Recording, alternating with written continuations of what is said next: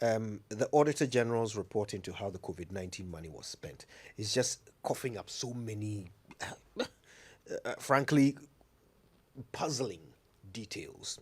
Okay, not only are we hearing individual anecdotes and stories about contractors who, were paid about 4.5 million Ghana cedis to build treatment centers in other parts of the country, who have just abandoned the project and just are not doing anything about it, in spite of several prompts from government.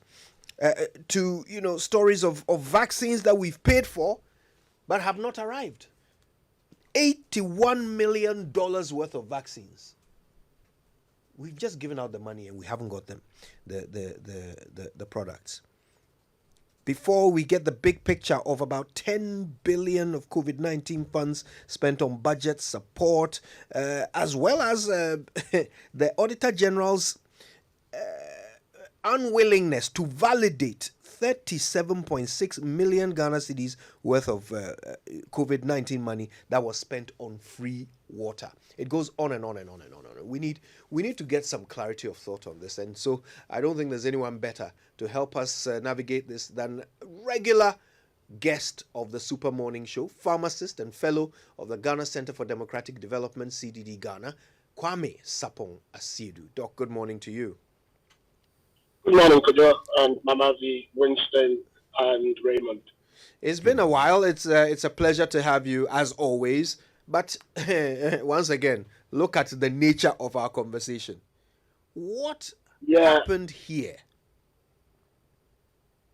Well, Kojo, I think we're becoming a broken record, and it's rather unfortunate, because I would entreat listeners to go back to comments I made in 2021 on both the Super Morning Show and on Newsfile. And one particular Newsfile engagement I had with Dr. John Kuma and a representative of the NDC, Alex Segbefia, where Alex was trying to point out to Dr. John Kuma that actually less than 50% of all the monies that were gotten for COVID had been spent on the fight against COVID. And Dr. John Kuma was trying to argue that it was more than that. And I pointed out to something that if I were Dr. John Kuma, I would keep quiet, because Alex Segbefia was making him look better than what the figures in the budget said. Because the figures in the budget agree with what the Auditor General has now said, that just about 25% of the monies that we got were actually spent on COVID. You see, so for me, I'm not surprised at any single thing I see in that. And I also remember saying here that we are always blaming COVID for our current predicament. And the truth of the matter is that we took loans that our grandchildren would pay only to chop in the name of COVID. And now it's coming out. I don't know if you've seen the bit on chiefs and all that, who are given money that cannot be accounted for. It seems to me that we shared the money across the paste so that no one can be held accountable. So I'll start by saying, in summary, we are not going to get anywhere with this. The money is gone. We're going to pay. We are not at the IMF because of COVID. We are actually at the IMF because of things that we have done in the name of COVID, but do not actually reflect what we've done. Wow. All right. Now, one of the things that caught my eye was the Information Ministry. The Auditor General says that they paid themselves 151,000 Ghana cedis as risk allowance. I want to be fair to them. I mean, you understand this space, the science behind it. The senior management of the ministry paid themselves this money. Maybe we are the ones without imagination. Can you tell us what particular risks they might have faced in their jobs as senior managers of the Information Ministry that warranted this payment? A risk that other workers of government and other workers in Ghana were not facing. Well, at the height of COVID, when it first started, everyone was at risk, yourselves included, because we didn't know the gravity and seriousness of the organism we were dealing with. So I would suspect that because the Ministry of Information were communicating to us and had to be at the forefront, they perceived themselves to be at risk, which is fine. But the risk was no different from the risk that you faced, or a doctor in the hospital faced, or a nurse faced, or any frontline worker, even a janitor faced. So if they were paying themselves these allowances, I would have expected that other public service workers who were also at risk would have received the same thing. So, well, I mean, in fact, it is quite specific that they paid themselves this money for coming to work during COVID. Yes, and that's the point I'm making. So if you're saying that, then, for example, if someone worked in GBC and came to work, for example, they should be paid. If someone worked in, say, an MMCA or something, district assembly, and came to work, they should be paid. And those similar things. So I don't think, the more you read the report, you realize that some payments have been made that are anomalous and do not reflect across the pace similar risks that we face by similar people. All right. Now, it doesn't stop there. We've got over $80 million paid for vaccines that never turned up. How does that happen? And in fact, why would such a thing happen? This is U.S. What's it called? We paid UNICEF, right, for these vaccines. Why would UNICEF sit on our money and not give it back? What went wrong there? I wouldn't say UNICEF has sat on the money. We need to go back to when the vaccine procurement started. You needed to pay upfront because the vaccines were not available. So that in itself wasn't an error, because you needed to be in front of the queue, so to speak, by paying upfront so that you could get vaccines when they were manufactured. It seems to me that when those payments were done, I'm quite sure you realize that some of the vaccines we received even expired. So that the consignments that had to come to government probably were staggered and were slowed down. When that happened and we hadn't received it, we should have retrieved our monies. And that is what we haven't done. So I don't see a problem with the payment upfront, because I understand the procurement mechanism that was going on with vaccine obtainment. But the problem is, if we were not going to be able to use the vaccines in the quantities that we were expecting, then one would have expected that we would have retrieved our money. That is what we've not done. And that's what the Auditor General is saying, that we need to do as a matter of urgency, especially in this time that we are cash-strapped. All right. So, look, as the Auditor General reveals more and more of things that just don't sit right, for example, this money that apparently we paid to private water providers for free water, which the Auditor General is not ready to validate, because they want to see actual receipts that we took this amount of water from you, so that's what we're paying for. I mean, what is it that has made accounting for this money so lax and loose across board? Well, you realize that we used a lot of emergency legislation at the height of COVID.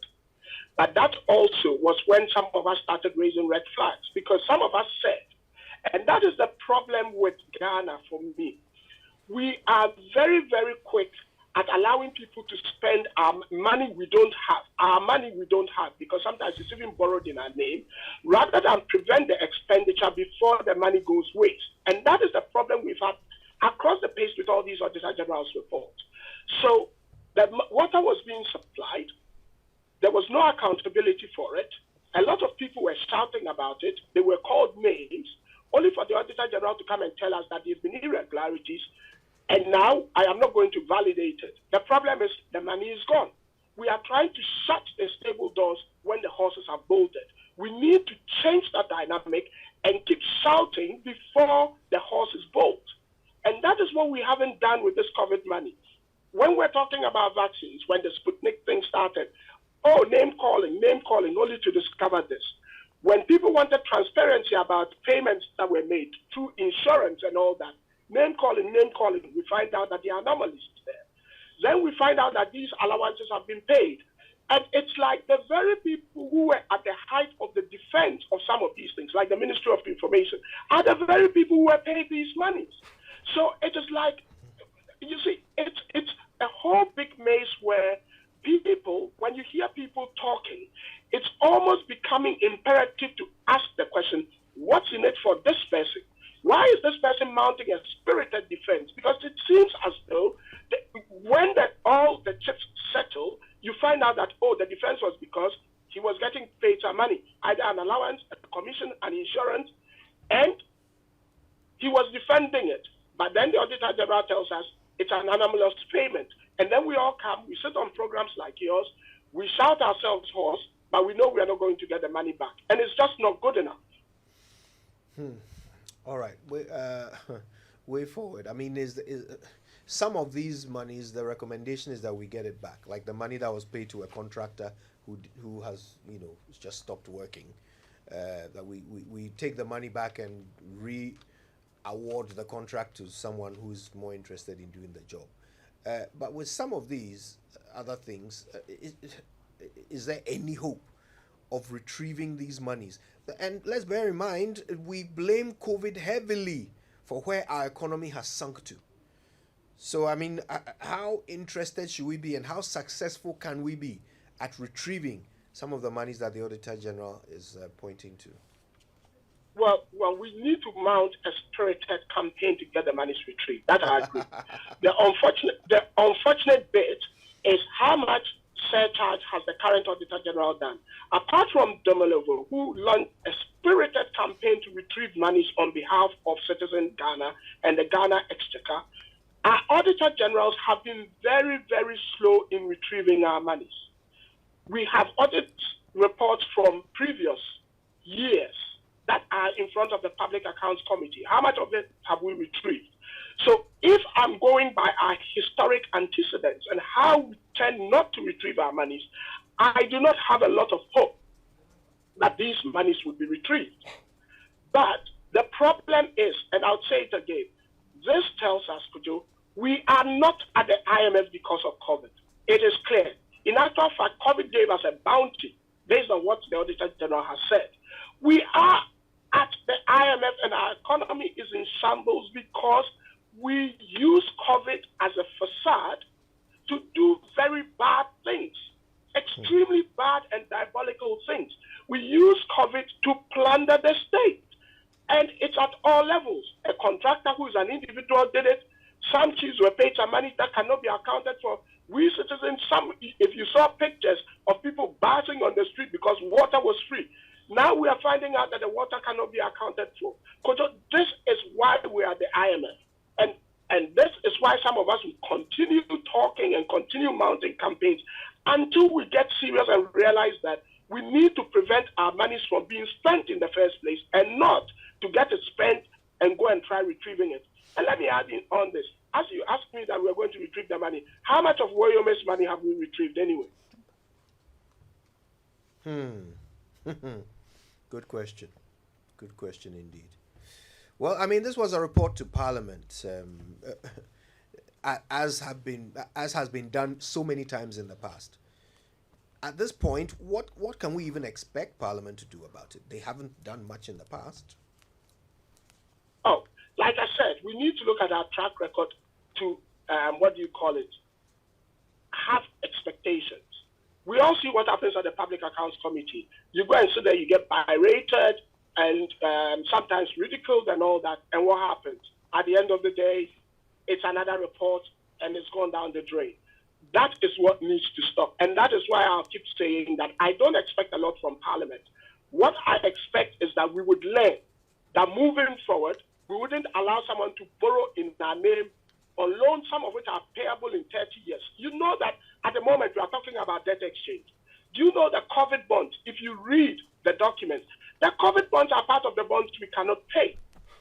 And you are telling me we should do debt exchange, so you dip your hand into my pocket for money you sold bonds and cannot account for.